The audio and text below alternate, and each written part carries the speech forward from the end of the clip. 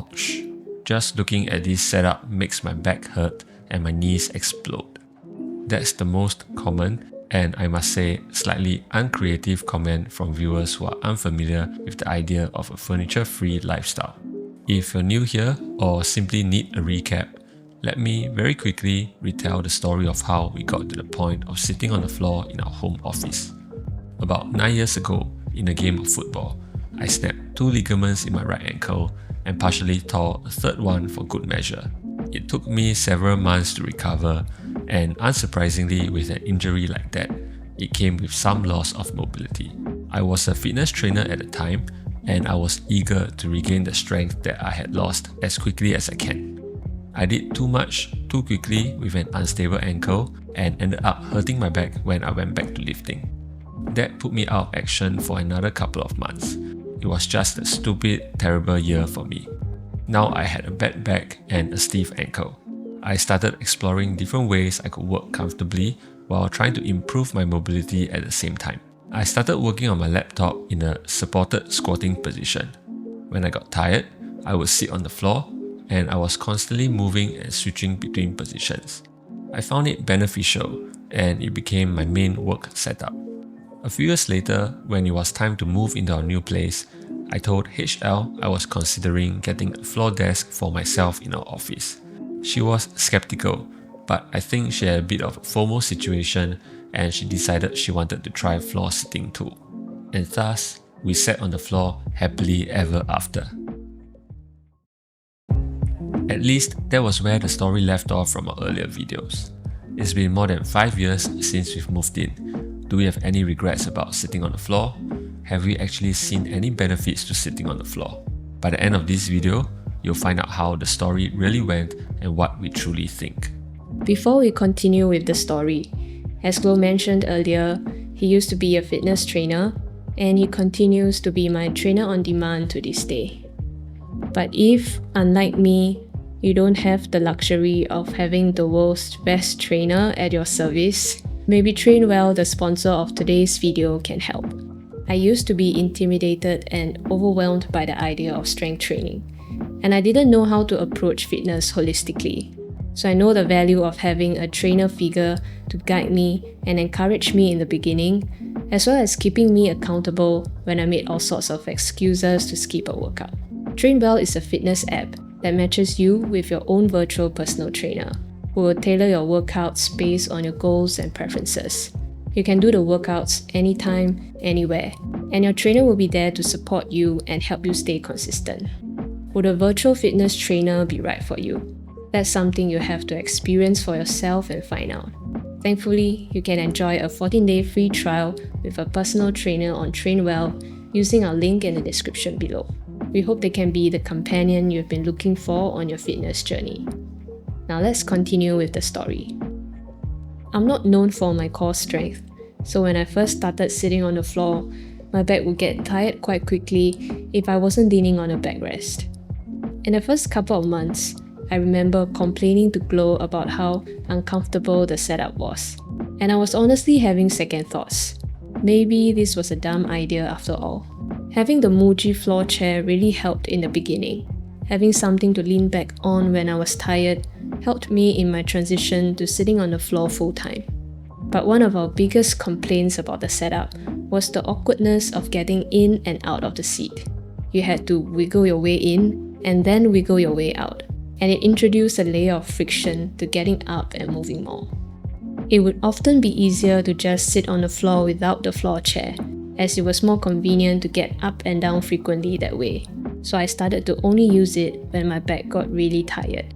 Over time, as to be expected, my back got stronger, and these days, I pretty much don't have to use the floor chair anymore.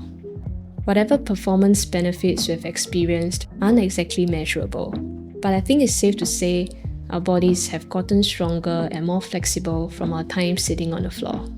Recently, we had friends and family over at our place, and most of them are not used to sitting on the floor. Whenever they tried getting up, they would grunt and half-jokingly exaggerate their struggles, asking for a helping hand. It's funny because it reminded us of ourselves. The first few months of moving into a furniture-free home, we would grunt and sigh whenever we had to get up from the floor for the 20th time in the day. The worst feeling was when you had just wiggled your way into your seat and then realized you had forgotten something and you have to get up again. Nowadays, we don't notice or experience that anymore, as getting up and down from the floor has become second nature and is no longer as tiresome. Some people think it's not normal to sit on the floor, but there are cultures where people continue to sit on the floor well into their old age, and there are also cultures where people in their 20s and 30s are having a hard time getting up from the floor. That's probably a good example of the saying, you have to use it or lose it. For those who aren't as familiar with the concept of floor sitting, often their natural instinct is to think sitting on the floor looks so uncomfortable, it can't be good for the body. Most of us have been accustomed to the idea that more comfort is always better. Comfortable shoes, comfortable chairs, and that's totally understandable. It's natural to desire and gravitate towards comfort. But we've come to learn that comfort isn't always good for us. In our previous video on barefoot shoes, we shared an approach of ours. We prefer getting stronger over becoming weaker. And like any sane person, we also prefer being comfortable over being uncomfortable, but only if it doesn't come at the expense of making us weaker in the process. Thankfully, after more than 5 years of sitting on the floor, we feel stronger, our backs don't hurt, our knees haven't exploded. Things have gone as well as we had expected.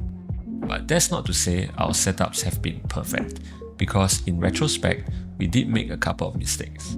Our biggest mistake was that we tried to create identical setups for the both of us, even though we have very different bodies with different levels of flexibility and preferred sitting positions. Part of it was a lack of knowledge. There were not many floor desk setups to draw inspiration from back then. Another part of it, we'll admit, was somewhat superficial. We thought if the desks were not the same height, then our office was going to look weird and not aesthetic. In the end, the desk height we landed on turned out perfect for HL, but unfortunately, it's a little low for my liking. For those who don't know, we actually cut the legs of these coffee tables to turn them into floor desks. The most annoying thing is, the original height of the coffee tables would have been much closer to what I needed. So basically, we got someone to cut the legs of my table for nothing. Many commenters have asked us how high the floor desk should be, and it's always difficult to give an answer because it's a bit more complicated than that. The perfect height for a floor desk is going to be a very personal thing. But this video is not about how to set up your floor desk or how to sit on the floor.